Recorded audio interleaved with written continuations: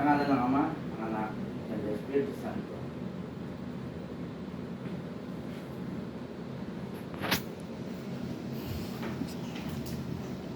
Bawal ito. Yan pa. Bawal daw i-cross sa mga paa. Ganyan lang. Kapag tulutan sa pagganap. Hindi kasi ako. Ang ganyan. Hindi ko siya ginagawa. Ang Diyos sa mga buhay, ikaw ang dakilang makapangyarihan, banal at dalisay ng manliliga. Puno ng kawaan na biyaya ng Panginoon sa lahat ng nilang, pinupuri ang iyong pangalan.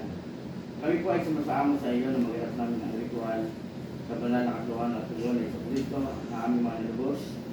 Kaya tulutan mo mag-irap namin ang gawain ito at ipagkaloob mo po sa amin ang iyong biyaya at ang iyong banal na pagkapala.